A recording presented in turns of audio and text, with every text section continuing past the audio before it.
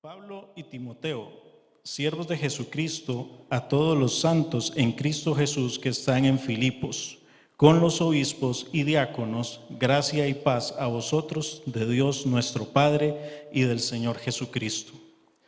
Doy gracias a mi Dios siempre que me acuerdo de vosotros, siempre en todas mis oraciones ruego con gozo por todos vosotros, por vuestra comunión en el Evangelio desde el primer día hasta ahora, estando persuadido de esto, que el que comenzó en vosotros la buena obra la perfeccionará hasta el día de Jesucristo.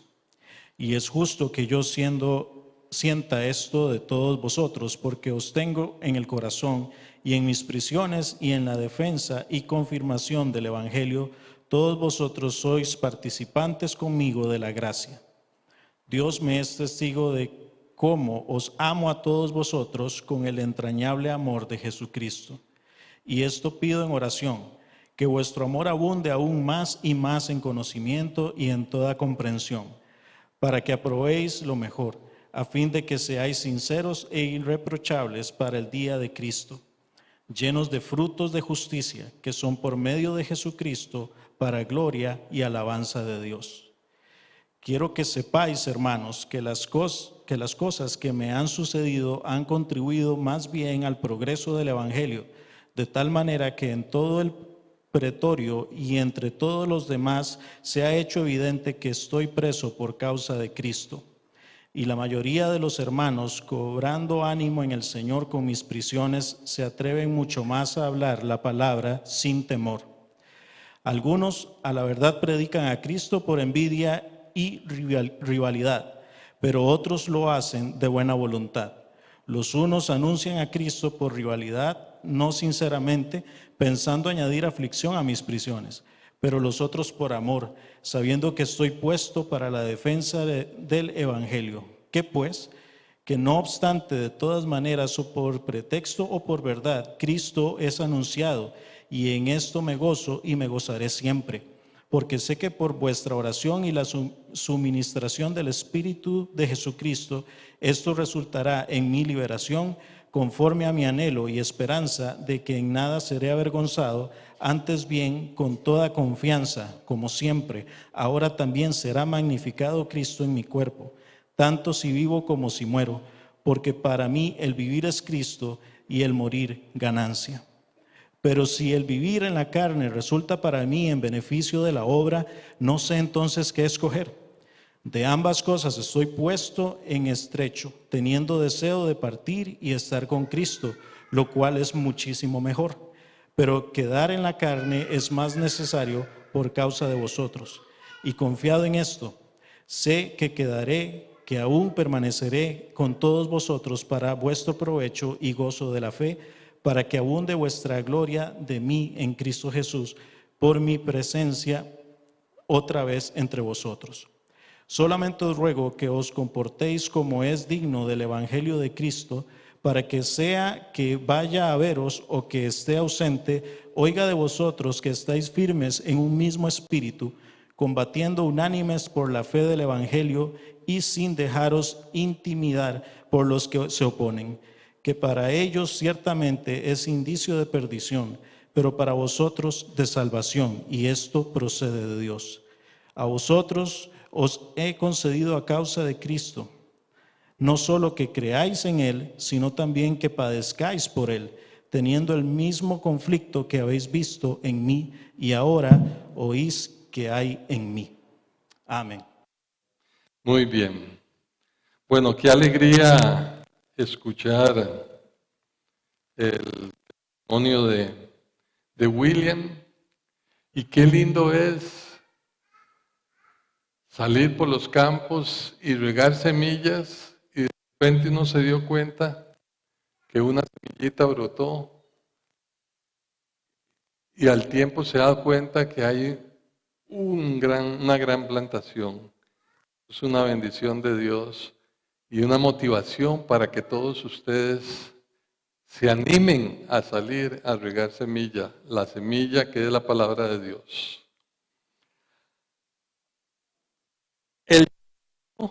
de la iglesia de Cristo. El llamado de la iglesia de Cristo.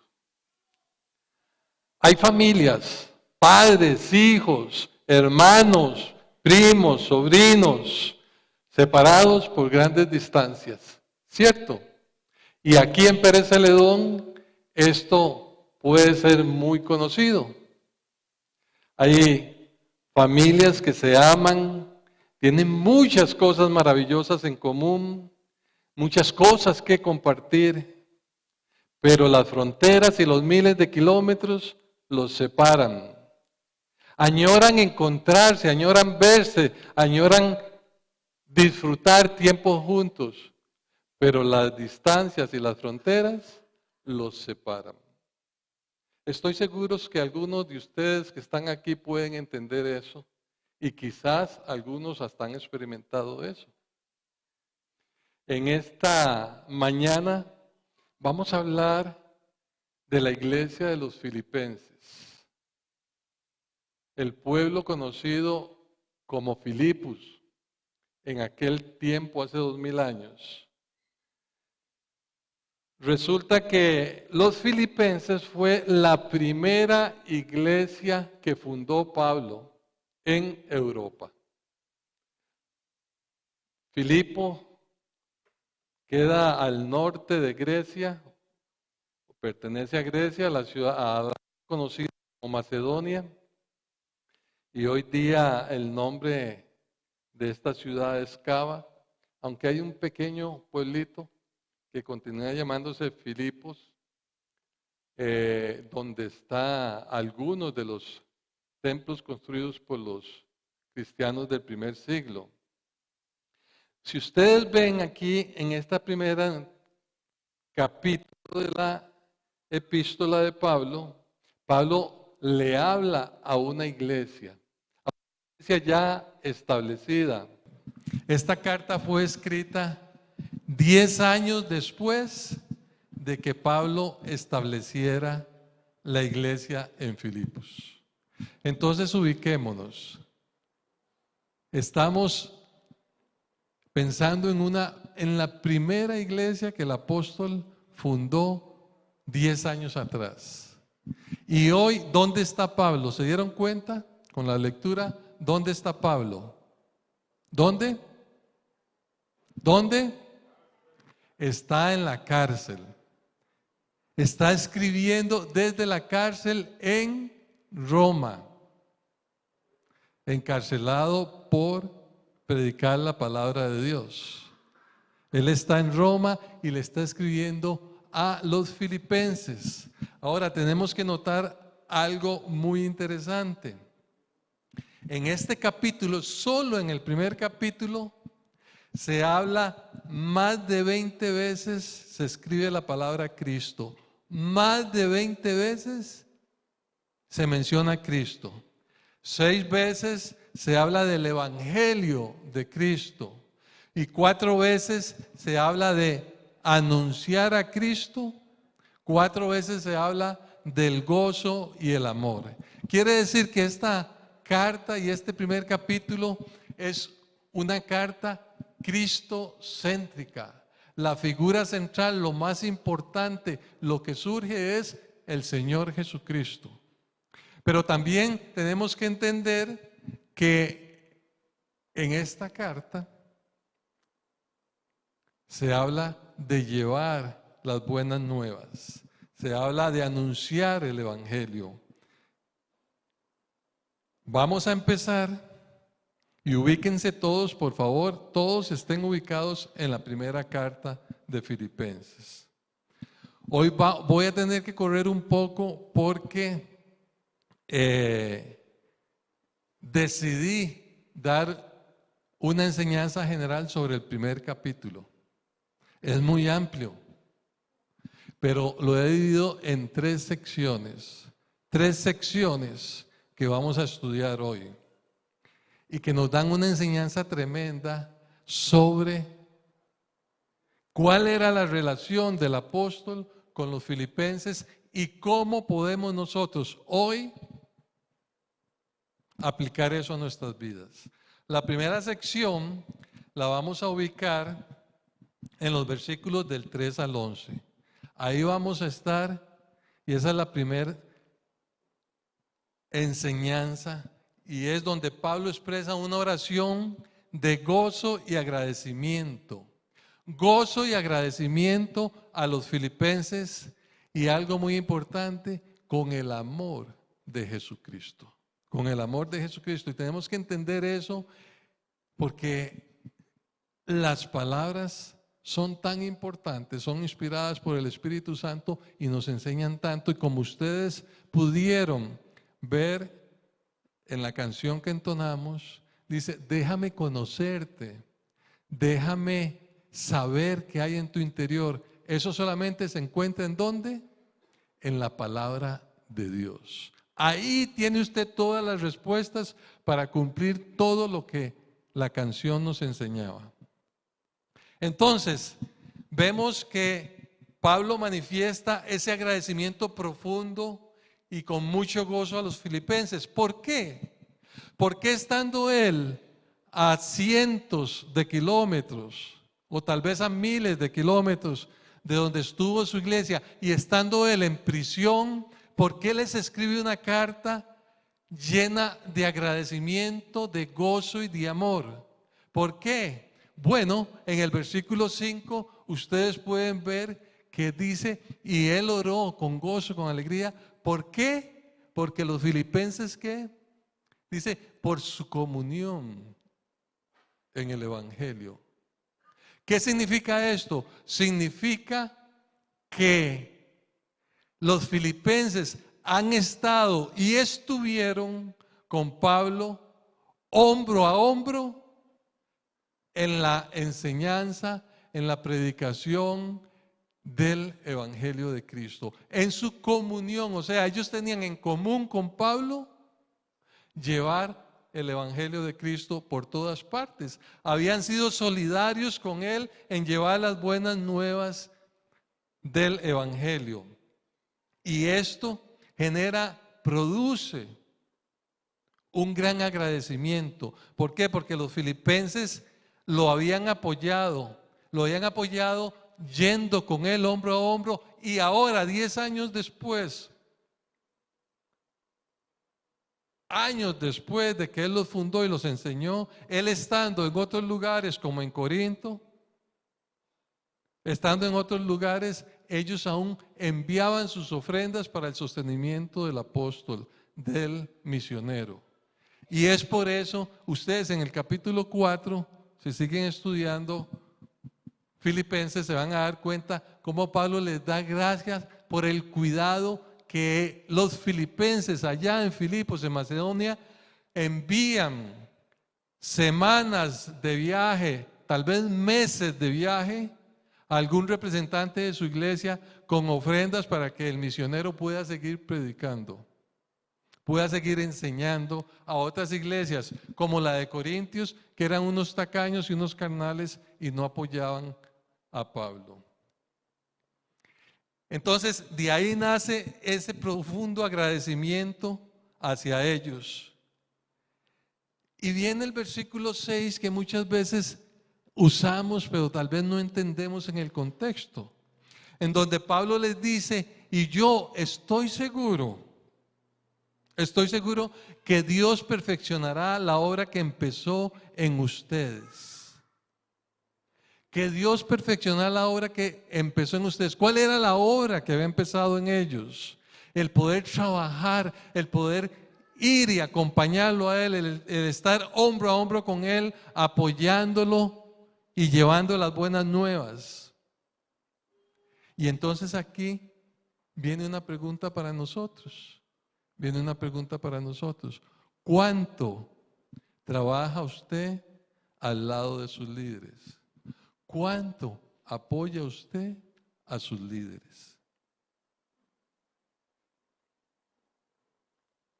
Si usted quiere que Dios perfeccione la obra, no va a perfeccionar la obra de pereza, de negligencia, de flojera.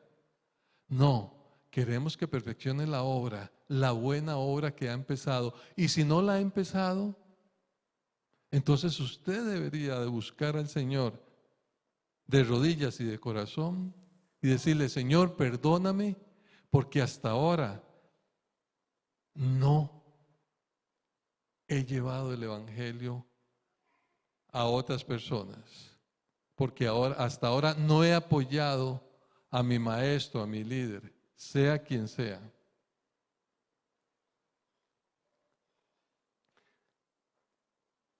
En el versículo 8, Pablo dice algo tan lindo. Dice: yo a ustedes los amo. ¿Y cómo los ama? ¿Cómo los ama? Los amo con el entrañable amor de Jesucristo. El entrañable amor de Jesucristo. ¿Cómo es ese amor?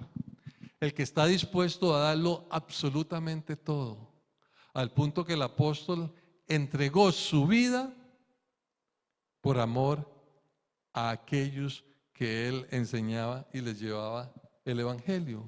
¿Cómo ama usted a sus hermanos, a sus líderes? ¿Entiende usted lo que es amar con el entrañable amor de Jesucristo? Amar con el amor de Jesucristo. Y entonces Pablo viene seguidamente y ora pidiendo porque ellos crezcan en amor. Ustedes lo pueden ver ahí en el versículo siguiente, que crezcan en amor, pero un amor, no un amor.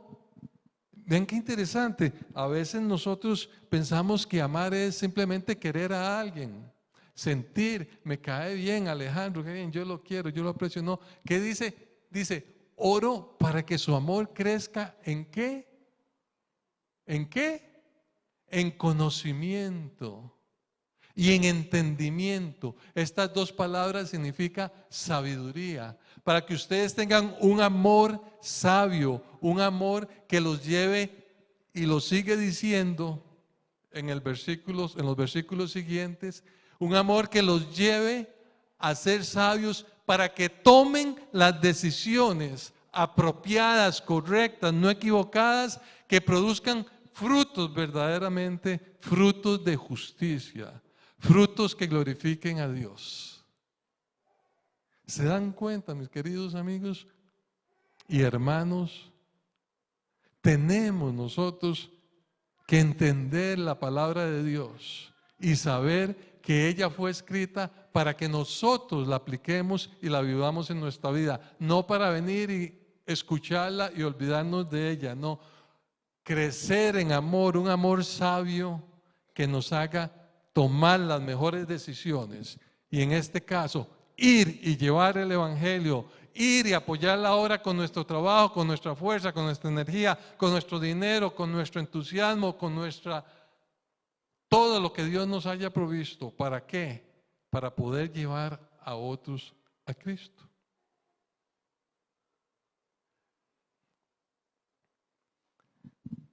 En Efesios 2:10, viene desde el 9 y el Señor dice a través del apóstol: ustedes son salvos, en el 8, solo por medio de la fe, no por obras para que se anden llenando de orgullo. Sin embargo, yo, dice el Señor, he establecido buenas obras en las cuales ustedes deben andar. Pero ¿cuáles son esas buenas obras?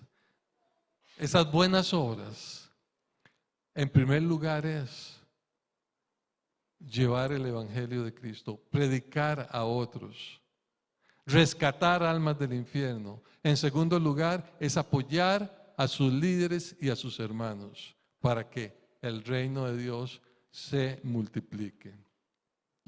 Queremos recibir, estoy seguro que todos queremos recibir el amor, la atención, las oraciones de nuestros líderes. Que cuando yo esté pasando por algún problema me puedan atender, me puedan escuchar, me puedan apoyar. A todos nos encanta eso, tener a un líder, a un maestro que nos apoya, que nos fortalece, que nos alienta. Pero, ¿cómo es su comunión y su cuidado por ellos? ¿Existe su maestro solo para ir una vez por semana a recibir un estudio? Y el resto de la semana, si usted está bien, se olvida de él completamente. Existe su maestro, su pastor, su líder, su guía, solamente para evacuar sus consultas, sus preguntas, sus problemas. ¿Será su líder escuela para todos? ¿O es aquel por el cual usted se cuida, por el cual usted se esfuerza? ¿Es aquel al que usted llama, hola, fulano, ¿cómo está? Sí, ¿en qué le puedo ayudar? ¿Qué problema tiene? No, solo llamo para saludarlo, para ver cómo está y para tomarse un cafecito. Bueno, ese líder seguro se sienta si estaba de pie. ¿Solo para eso me llama? Sí, gloria a Dios. Sí, es que hice un tamalito muy rico, un pancito casero muy rico, venga, para que venga a comer. En serio, pero no es que tiene un problema. Yo creo que usted tiene un problema, porque esto no es normal en usted. No, maestro, es que el Espíritu Santo me está tocando. Aleluya. Amén. La segunda sección que vamos a ver es versículo 12 al 19. Versículo del 12 al 19. Los padecimientos convertidos en oportunidades. Qué bonito. Los padecimientos, los sufrimientos, los problemas convertidos en oportunidades. ¿Quiénes de ustedes tienen problemas? ¿Ah? Algunos tienen problemas. Algunos pequeños, otros más o menos y otros más grandes. Yo siempre he dicho, y a veces me da miedo decirlo, pero lo digo hace tanto tiempo que yo creo que tengo razón.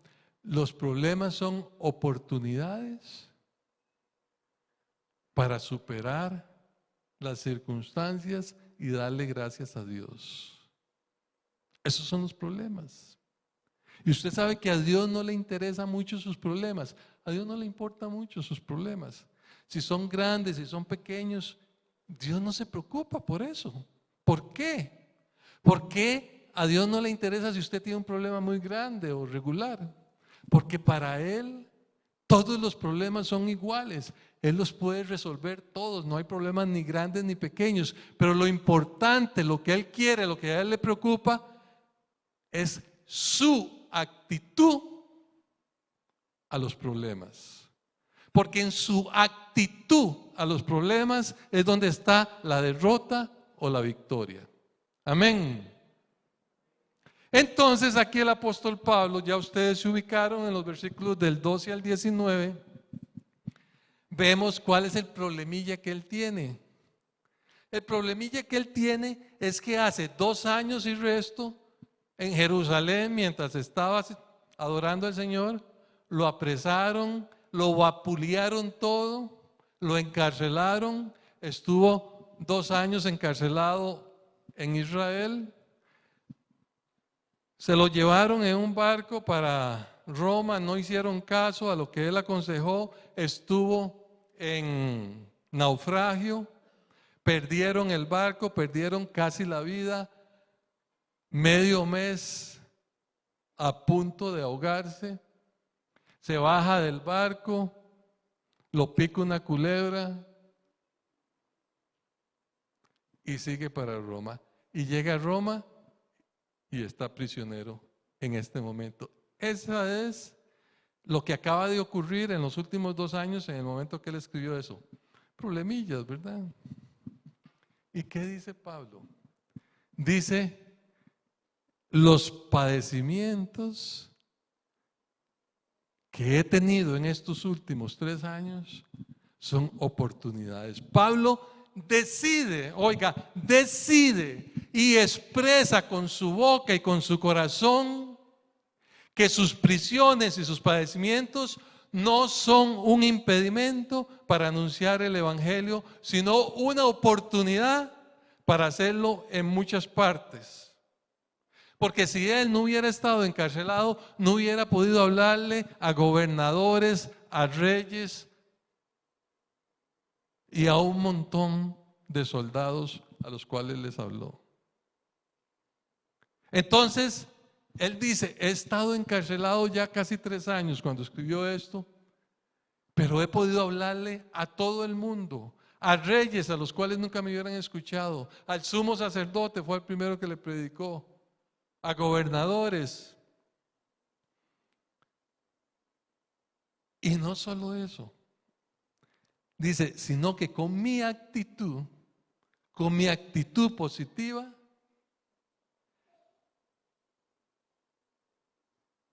he podido animar a los hermanos que estaban temerosos a que hagan lo mismo que estoy haciendo yo. Anunciar el Evangelio de Cristo sin temor. Porque como pueden leer ahí, dice, y las prisiones de Pablo y los padecimientos de Pablo animaron, motivaron a los hermanos a anunciar el Evangelio. ¿Han visto ustedes en una sala como esta, si yo digo, alguien que se ponga de pie y haga una mueca? ¿Quién se va a poner de pie y hacer una mueca? ¿Quién? Probablemente ninguno se ponga de pie hasta que yo señale a uno y le diga. Pero cuando uno lo hace, al momento se para otro y de repente hay 4 y de repente hay 8. ¿Sí? Siempre esperamos que uno sea el que inicie. Pablo estaba en prisiones, en sufrimientos, en la cárcel, pero no dejaba, no cesaba de hablar la palabra de Dios. Entonces, ¿qué ocurrió? Esto motivó a los hermanos que estaban temerosos ¿a qué? A ser encarcelados, a ser maltratados. Los motivó a perder el miedo, porque tenían a su maestro siendo ejemplo para ellos. Amén.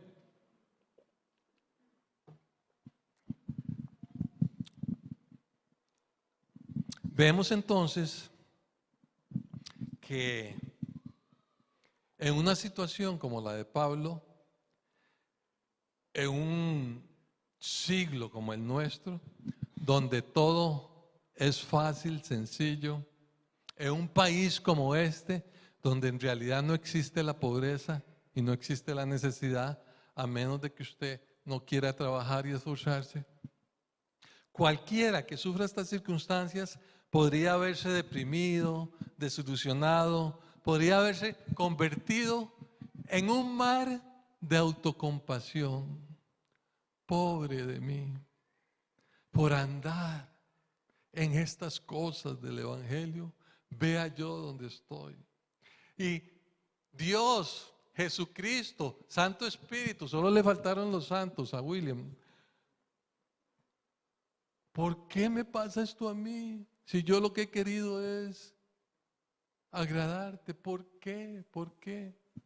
¿Cuántos de ustedes están atribulados y hasta deprimidos por cosas muchísimo menores? Pues Pablo tenía el derecho de allí, en medio de la cárcel, después de haber azotado y maltratado, haber sido azotado y maltratado, estar, pero no lo hace, sino que se llena de oportunidad para dar testimonio y ser ejemplo. Pregunta, mis queridos hermanos y amigos, ¿se queja usted de su situación actual?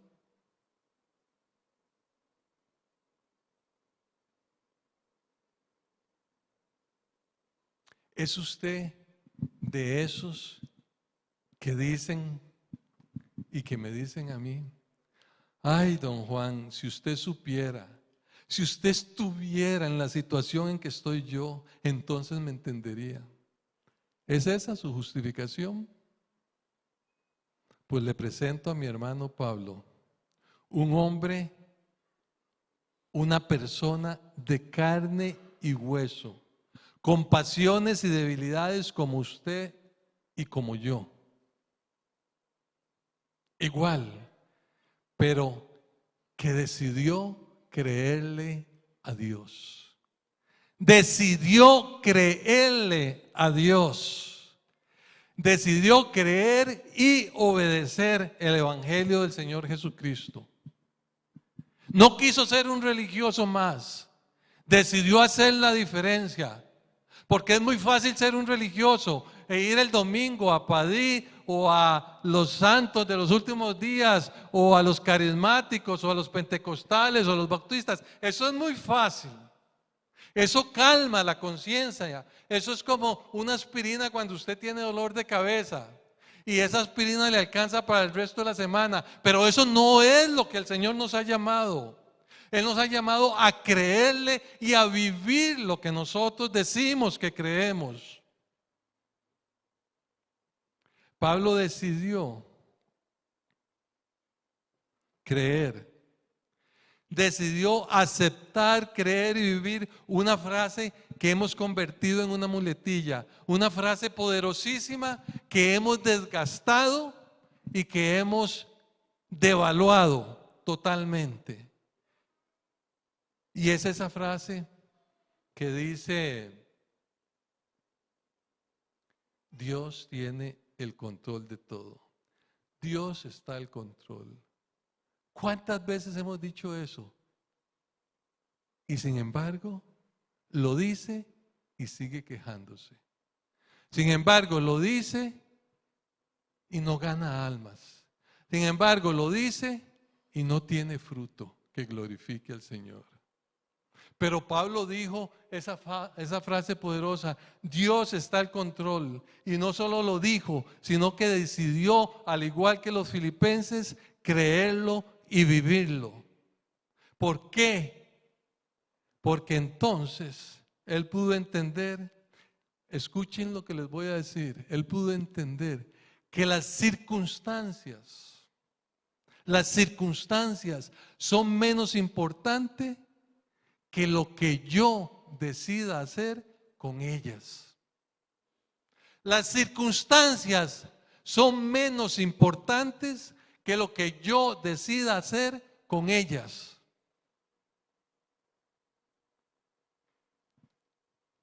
¿O es usted dominado por las circunstancias? Hola muchacho, ¿cómo está? Aquí, ahí vamos. ¿Qué pasó? Mi esposa me dio vuelta. Así. Bueno, ¿y qué? ¿Cómo y qué? Me dio vuelta. Se fue con otra, con otro.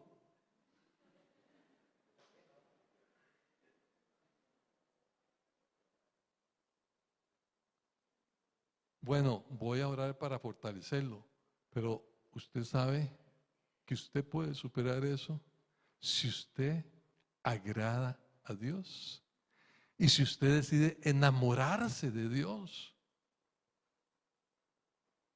Si usted hace a un lado sus sentimientos maltratados y atribulados y decide vencer la circunstancia.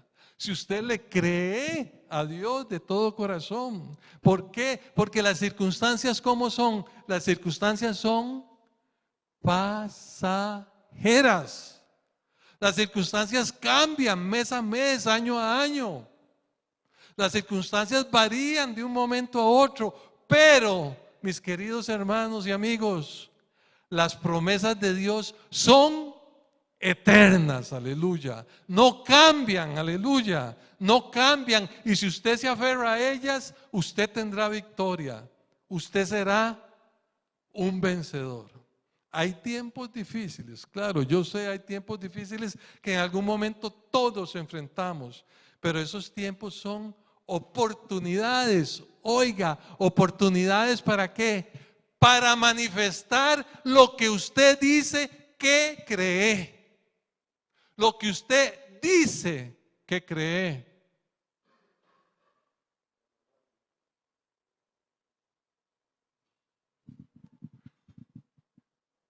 Gracias a Dios por esta palabra, por esta carta tan linda, por estas enseñanzas tremendas que nos da el apóstol Pablo.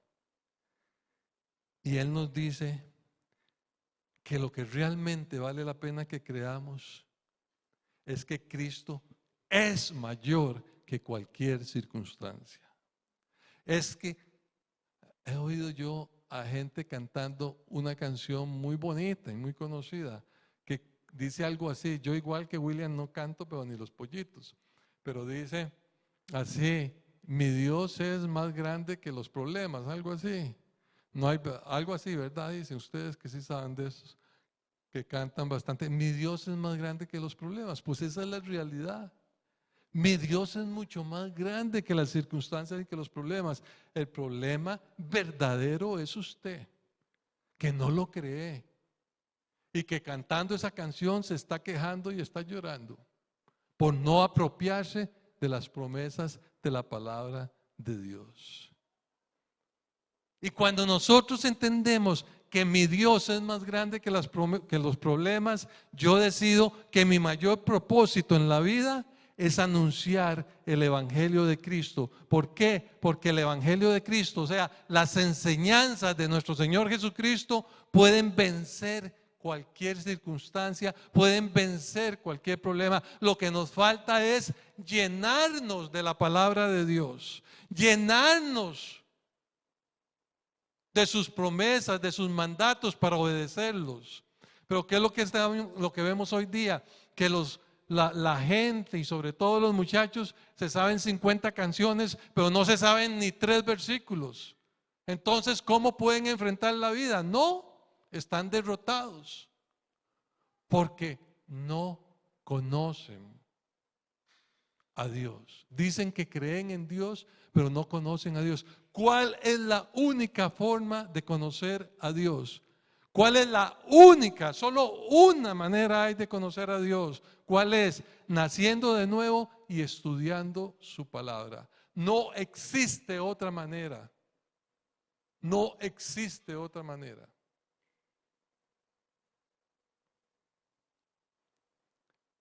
¿Cuántos versículos y enseñanzas hay en su mente y en su corazón? ¿Los estamos viviendo? ¿Los estamos aplicando en nuestra vida? ¿Quiere ser exitoso usted? Ya yo recorrí ese camino.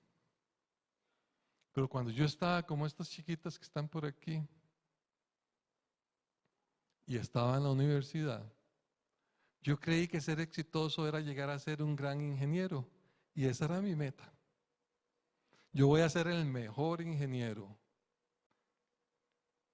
Y lo hice. Y lo hice.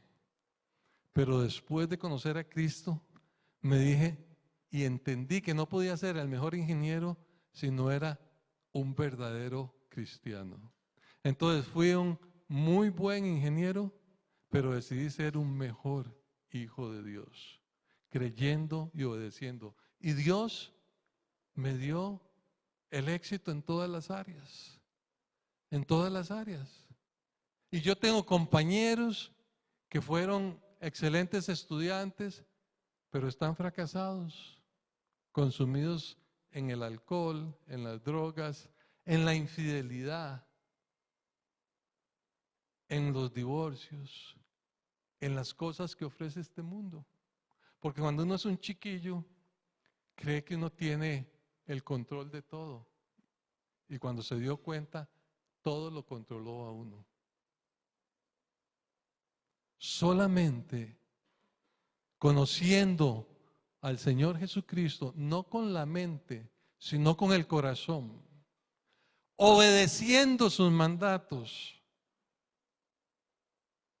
y siguiéndolo, podemos tener una vida exitosa, éxito integral. Algunos creen que tener éxito es tener mucho trabajo, o un gran trabajo, o una gran posición, o mucho dinero. Yo tuve todo eso, y lo he tenido y lo tengo.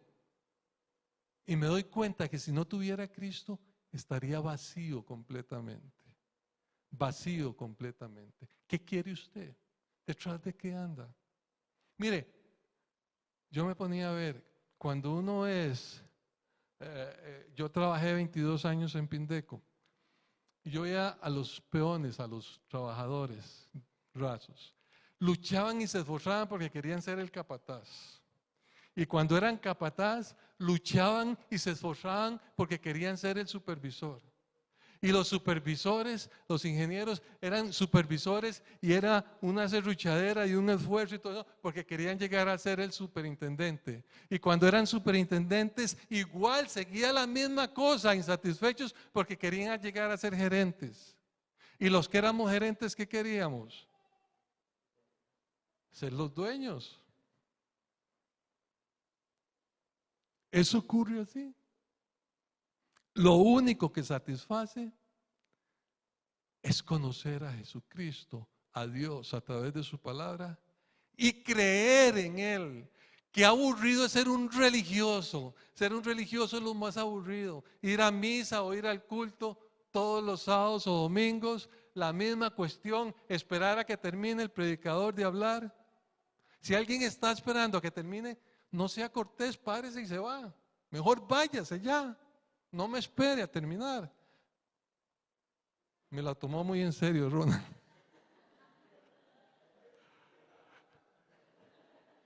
Entonces, lo importante es disfrutar de la palabra de Dios como disfrutamos de una chuleta bien como nos gusta o del plato preferido que ustedes disfrutan. Por último, vamos a ver la sección del versículo 20 al 30.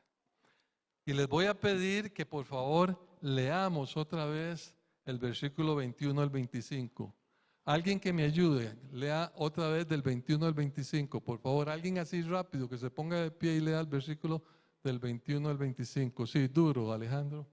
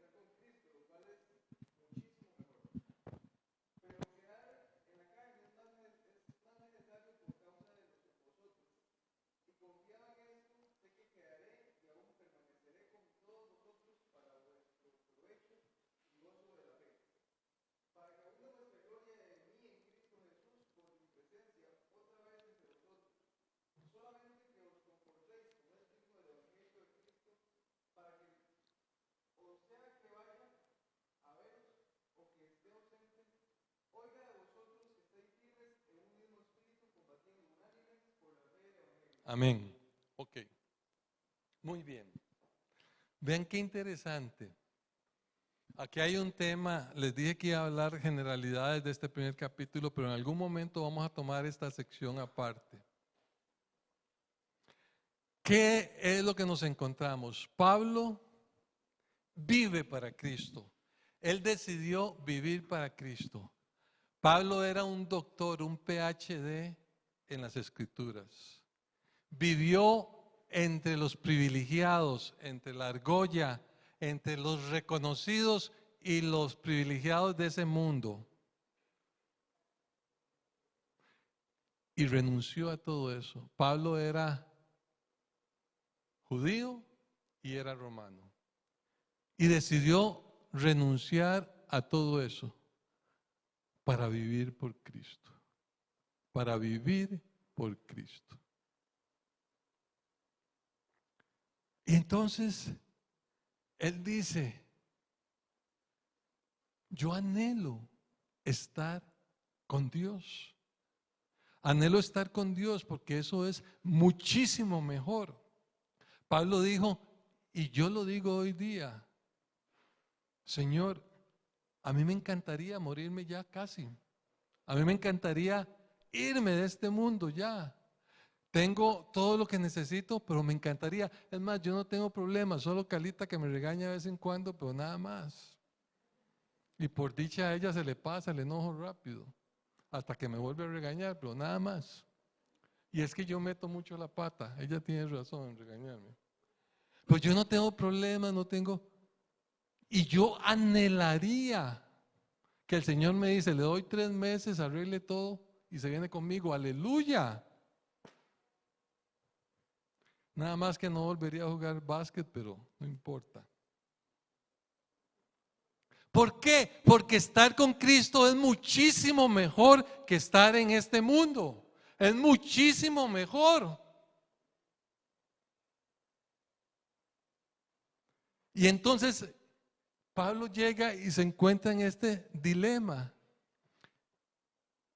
Dice, yo he decidido que para mí no hay otro propósito mayor que servir a Cristo. Él sabe que morir es ganancia.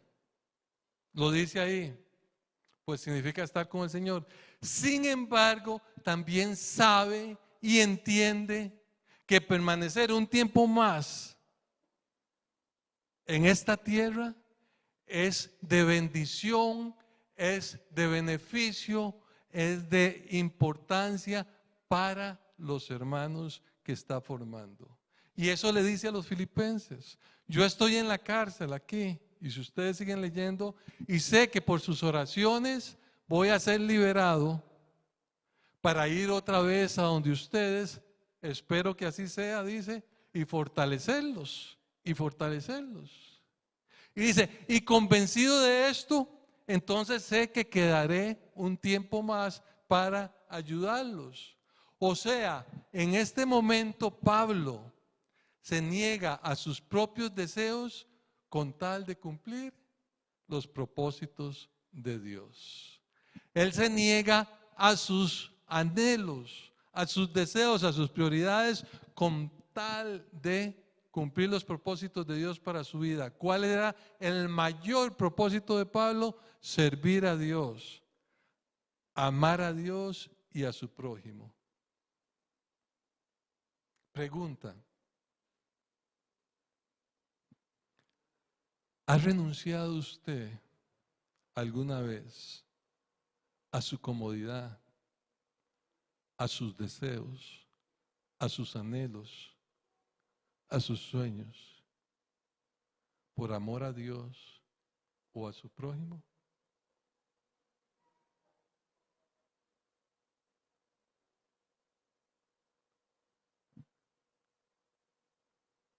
¿Lo ha hecho para servir a Dios, para agradar a Dios?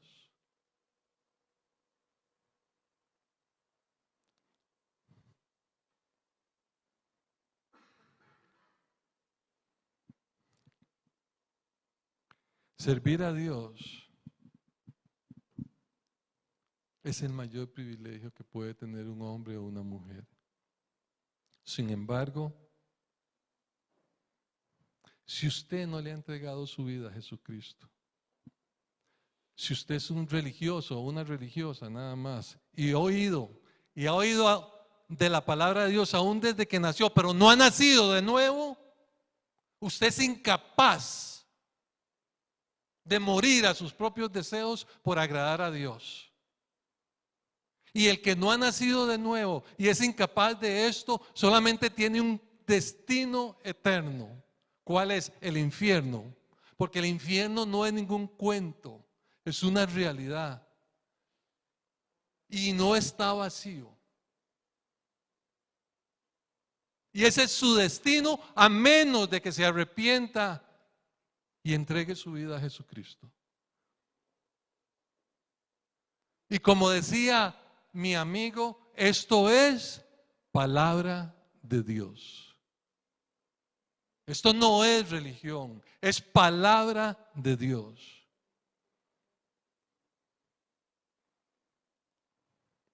Si no hemos entregado nuestra vida a Jesucristo, entonces tus mayores propósitos, querido amigo y amiga, tus mayores propósitos son tan pequeños, tan miserables, como alcanzar lo único que ofrece este mundo. Un poco de dinero, un poco de tiliches, un poco de reconocimiento, alguna posición, cosas tan vanas y tan pasajeras que lo único que producen es vacío, como lo decía nuestro hermano William. Por eso Los índices de divorcio ya superaron el 50%. Por eso los índices de madres solteras ya superaron el 50%. Por eso la homosexualidad, las drogas, los vicios, la infidelidad, cada día es más y más y más. Porque el hombre no se satisface de pecar. Si no te has entregado a Cristo, lo único que buscarás es eso. Y esas serán tus prioridades. Pero cuando nosotros nacemos de nuevo y le entregamos nuestra vida al Señor Jesucristo, nuestros valores son eternos, eternos, para siempre, para la eternidad. Es cuando empezamos a ver y a valorar las cosas que no se ven.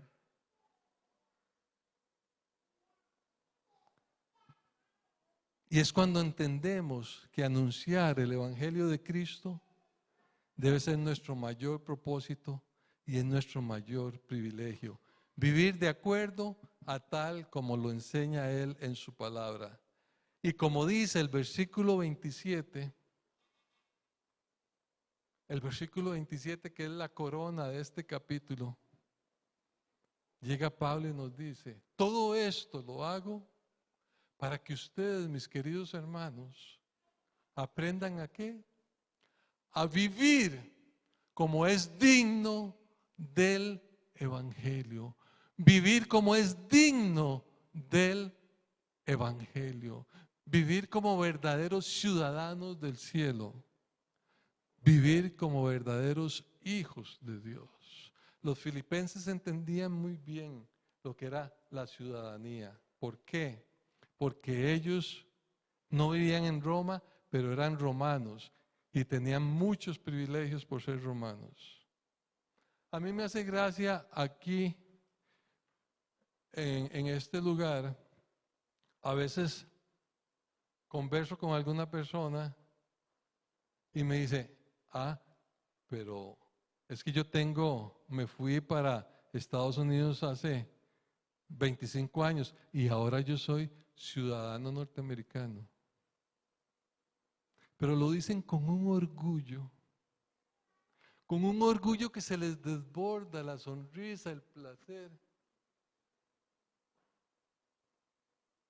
¿Y qué? ¿Qué diferencia hay? Si a mí me dieran oportunidad de una segunda ciudadanía, ¿sabe cuál escogería? Ya saben, ¿verdad? Sería, bueno, ya tengo una segunda, soy ciudadano del cielo. Pero una tercera, yo sería israelita.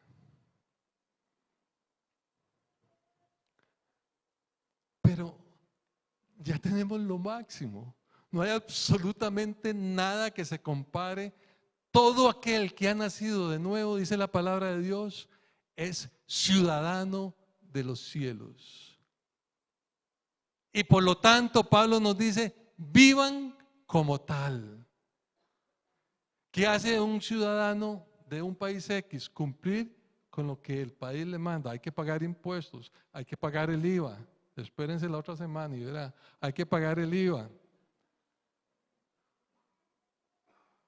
Hay que manejar por la derecha, etcétera, etcétera. ¿Qué hace un ciudadano del cielo? Obedecer la palabra de Dios. Amar y servir a Dios y a su prójimo. Amén.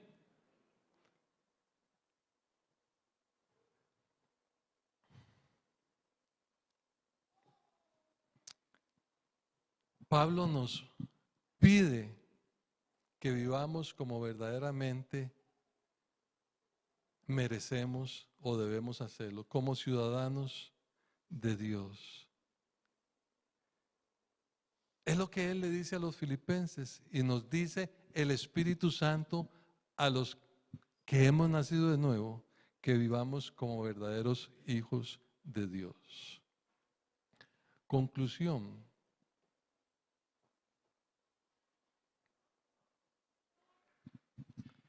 Vamos a concluir de la siguiente manera. Dividimos este capítulo en 3 partes. Pablo ora con gozo y agradecimiento por los filipenses y les dice cuánto los ama con el amor de Jesucristo. Pues ellos han estado hombro a hombro con él. Pablo se convierte en un ejemplo de motivación y ánimo para los hermanos en Cristo. Al ver cómo él, aún en sus prisiones y padecimientos, no cesa de anunciar el Evangelio y los motiva a hacer lo mismo. Pablo vive para Cristo y anhela estar con su Señor, pero sabe que es necesario permanecer un tiempo más y está dispuesto a morir a sí mismo, a sus propios deseos, para edificar, fortalecer a los hermanos con el fin de que ellos vivan como es digno del Evangelio de Cristo. Firmes y unidos con un propósito mayor: defender y anunciar el Evangelio de Cristo. ¿Cuál es la aplicación? Primero, ¿está su maestro, su líder, profundamente agradecido con usted? Cuando ora con gozo y con alegría y con placer por usted, porque usted camina hombro a hombro con él, porque usted se ocupa y tiene cuidado de él, porque usted lo apoya integralmente a él. ¿Está seguro? O más bien, ¿es usted una carga pesada que ese líder o ese maestro no quisiera a veces ni recordar? Porque es usted una persona quejumbrosa, quejosa, dominada por las circunstancias, incapaz de apoyar y de servir en la obra del Señor.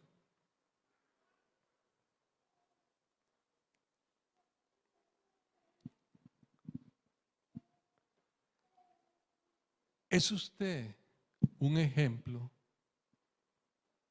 ¿Somos nosotros ejemplo?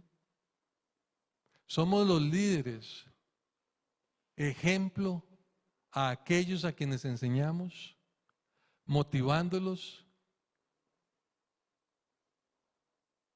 Y a pesar de que nosotros como líderes tenemos batallas mayores y circunstancias aún más fuertes, tomamos esas circunstancias para ayudar y motivar y estimular a los hermanos más pequeños. Usted, líder, ¿está seguro que es un ejemplo para aquellos a quienes usted enseña? ¿Está seguro que ellos ven sus sufrimientos y una actitud positiva a sus sufrimientos? ¿Está seguro que usted es un ejemplo en los principios básicos del cristianismo, como para motivar a sus hermanos más pequeños y que sigan a Cristo y busquen y encuentren ese estímulo y esa motivación en usted, líder, maestro?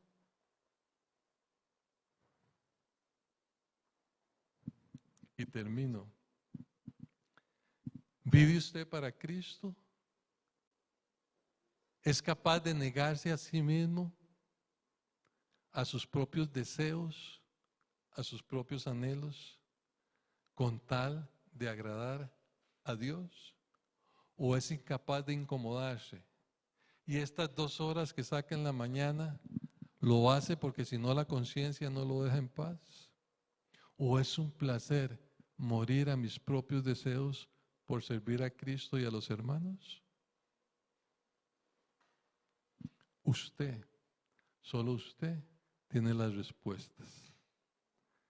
Pero depende de esas respuestas, usted mismo llegará a la conclusión. Si usted no conoce a Jesús ¿Es un religioso tradicionalista? ¿O verdaderamente ha nacido de nuevo y se puede llamar cristiano? Seguidor de Cristo. La gente cree que ser cristiano es ir a una iglesia evangélica o algo así. No tiene nada que ver. ¿Acaso si usted entra a McDonald's se convierte en hamburguesa? ¿Verdad que no? Ser cristiano es seguir y obedecer a nuestro Señor Jesucristo. Que la bendición de Dios sea con cada uno de ustedes.